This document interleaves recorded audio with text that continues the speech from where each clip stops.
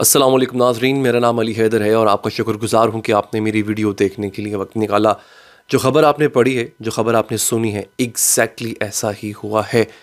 तुर्की से ये उम्मीद नहीं थी। हाँ, तुर्की से कोई उम्मीद भी नहीं थी कि वो मुसलमानों की मदद करेगा, वो अहले फ़लस्तीन की मदद करेगा, वो इसराइल के ख़िलाफ़ डट के खड़ा हो जाएगा, वो बयानबाजी से आगे बढ़कर कुछ करेगा। लेकिन तुर्की से ये उम्मीद नहीं थी।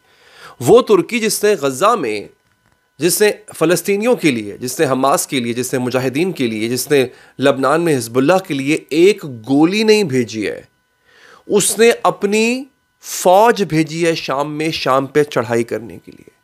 और शाम में अल-कायदा जैसा ही, अल-कायदा का एक फैक्शन है, एक ग्रुप है, एक गिरोह है जो अल-कायदा की ही शाख है, उसको बाकायदा असलहे से लेस करके भेजा है कि वह जाके बशार अल असद की हुकूमत का तख्ता उलट दे। इसके पीछे तुर्की है, तुर्की ने बैक किया है, और इसके पीछे इसराइल है।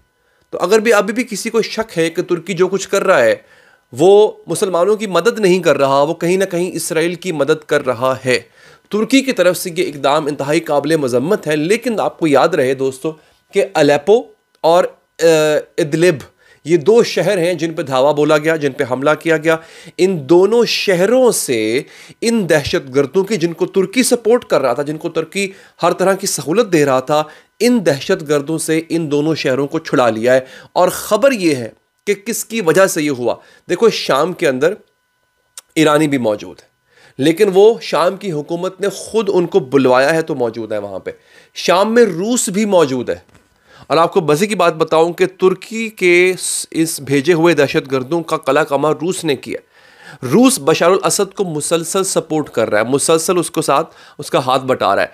अब जो कुछ भी हुआ है नाजरीन, इसके पीछे रूस बैठा है। रूस, ईरान हो, शाम हो, इनकी मदद के लिए बैठा। लेकिन अफसोस इस बात का है कि इसका मतलब है कि तुर्की एक और मुसलमान मुल्क पे हमला कर सकता है, लेकिन इसराइल पर उसने सिर्फ लब कुशाई के कुछ नहीं किया।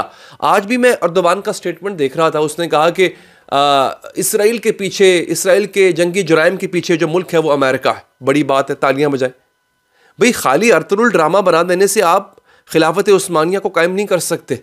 ये जनाब हाल है इन साहब का। अब सूरत हाल इस वक्त क्या है नाजरीन, रूस ने अभी थोड़ी देर पहले अपना एक वफ्द भेजा है ईरान, और वो डेलीगेशन है रशियन एयरफोर्स का, जो कि इस वक्त तेहरान में मौजूद है। और वो ईरानी एयरफोर्स से मुज़ाकरात कर रहा है। किस वजह से?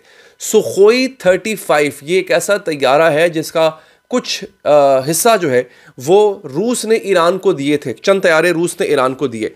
ईरान ने ये रिक्वेस्ट की है कि उसके ऊपर, क्योंकि कंटिन्यूस थ्रेट है और इसराइल के पास है F-35 जो कि दुनिया का बेहतरीन तैयारा है, हमें भी तैयारे दिए जाएं। रूस और ईरान में बातचीत चल रही है कि रूस ईरान को न सिर्फ तैयारे देगा बल्कि सुखोई 35 बनाने का प्लांट भी लगा के देगा। यानी ईरान खुद बनाएगा ये तैयारा रूस की मदद से। जैसे पाकिस्तान ने JF-17 थंडर तैयारा बनाया, बेसिकली चाइनीज़ है, लेकिन पाकिस्तानियों ने चाइनीज़ के साथ मिलकर पाकिस्तान में इसकी प्रोडक्शन जो है वो कर दी थी। इसी तरह से ईरान करना चाह रहा है। तो रूस का एक बहुत बड़ा वफ्द इस वक्त, अल्लाह भला करे आपका, वो ईरान में मौजूद है। अब मैं आपको बताता हूँ कि सूरत हाल है क्या नाजरीन। अच्छा, अल-कायदा से एफिलिएटेड लोगों को भेजा है, और रूस ने क्या कहा है? रूस ने कहा है कि जो शाम में हो रहा है वो तो हम देख लेंगे, लेकिन अगर यूक्रेन को एटम बॉम्ब दिया गया तो मैं मेक श्योर करूंगा, मैं इस बात को यकीनी बनाऊंगा कि ना एटम बॉम्ब रहे और ना ही यूक्रेन रहे। रूस इज वेरी सीरियस। जो कुछ हो रहा है ऊपर, रूस उस मामले में बहुत ज़्यादा सीरियस है। अच्छा जनाब, अब हुआ क्या है? Turkey says Syrian rebel assault near Aleppo is a limited operation. Turkish security forces say that the operation seeks to restore the internal borders per 2019 de-escalation zone deal, but the Ankara tried to avoid it. तुर्की ने इस बात को तस्लीम कर लिया है कि जो शाम में हो रहा है वो हम करवा रहे हैं। बहाना ये बनाया गया कि 2019 में जो बॉर्डर की सूरत हाल थी, हम सिचुएशन को, हालात को उस सूरत हाल में लाना चाह रहे हैं। लेकिन बेसिकली ये बशार अल असद की हुकूमत को, उसका तख्ता उलटने की कोशिश थी। बशार अल असद की गवर्नमेंट ईरान को सपोर्ट करती है और बशार अल असद की गवर्नमेंट शाम में ईरानियों को आने की इजाज़त देती है। शाम का बॉर्डर मिलता है इसराइल से। ईरानी जो हैं वो इस शाम के बॉर्डर को इस्तेमाल करते हुए या इसराइल में घुस जाते हैं, या फिर इसराइल में घुसने के बाद वो अहले गज़ा की मदद करते हैं, हमास को हथियार फराहम करते हैं। शाम इसलिए इतना इंपॉर्टेंट मुल्क है कि और रूस भी यही कर रहा है बेसिकली। रूस और ईरान मिलके शाम में बशर अल असद की हुकूमत को दबाम देना चाहते हैं। वो चाहते हैं कि ये कायम रहे नाजरीन। अच्छा, अब हुआ ये है कि इस वक्त जो है वो जंग जारी है। छोटी मोटी खबरें आ रही हैं कि जंग जारी है, लेकिन मेजॉरिटी जो दहशतगर्द हैं वो मारे गए हैं और उनका ताल्लुक जो है वो या तुर्की से था या उज़्बेकिस्तान से था या वीगर कम्युनिटी जो चाइना में रहती है उससे था, और इनको सपोर्ट हासिल थी तुर्की की, इसराइल की और यूएस की नाजरीन। तो ये आपके सामने एक नक्शा भी आ चुका है, मैं नक्शा दिखा रहा हूँ। इस इलाके में जहाँ पे रेड लाइन लगी हुई है नाजरीन, इस इलाके में बॉर्डर के पास जंग चल रही है। ये वो इलाका है जो इस वक्त हीटेड है। अब यहाँ पे एलबीब है और अलेप्पो है और उसके बीच में एक रोड भी है, उसको खाली फिलहाल करवा लिया गया है नाजरीन। ये सूरत हाल है। और एक और बड़ी अजीब और गरीब खबर आ रही है, मैं आपको बता देता हूँ दोस्तों।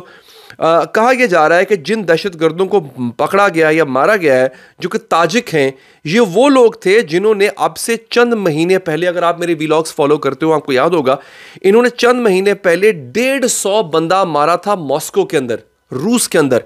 दहशतगर्दी का हमला हुआ था, फायरिंग की गई थी, खुद कुछ धमाके किए गए थे। इन्होंने ये हरकत की थी और फिर ये लोग भाग गए थे वहाँ से, कुछ उनमें से जिन्होंने फायरिंग की थी। दोस्तों, ये वो लोग थे ये वो लोग हैं जिनको तुर्की सपोर्ट कर रहा और इन लोगों ने शाम पे धावा बोला है। इनमें से कुछ मारे गए हैं। These are the same training camps where Turkey together with Israel recruited and trained Islamic terrorist fanatics which they recruited in Tajikistan, Uzbekistan। अच्छा, अब देखो ना, ये बहुत बड़ा सवालिया निशान है। रूस हालांकि तुर्की के बहुत करीब है, लेकिन अगर ये साबित होता है कि इन दहशतगर्दों जिन्होंने मॉस्को के अंदर, रूस के अंदर अब से चंद महीनों पहले कहर ढाया था, अगर उनको तुर्की ने सपोर्ट किया है तो फिर रूस और तुर्की के ताल्लुकात किस जगह पहुंच जाएंगे, आपके सामने है ये बात। क्योंकि रूस ने तुर्की को S-400 मिसाइल सिस्टम दिया है जो कि एयर डिफेंस सिस्टम है, और यही सिस्टम जो है मिसाइल का, एयर डिफेंस का, ईरान को भी दिया गया है नाजरीन। सूरत हाल इस वक्त यहाँ पे आन पहुंची है। हैरानी सिर्फ इस बात की है कि मैं दोबारा कहूँगा कि ये वो मकाम था जहाँ मुसलमानों को मुत्तहद होने की ज़रूरत थी, एक दूसरे के साथ हाथ मिलाने की ज़रूरत थी, और तुर्की ने शाम पे हमला कर दिया। यानी आप हैरानी इस बात पे होती है कि ये वो तुर्की है जिसने इसराइल पर एक गोली भी नहीं चलाई और शाम पे हमला कर दिया। फैसला आप लोगों ने खुद करना है। अपना बहुत ख्याल रखिए नाजरीन। अल्लाह ने के बाद।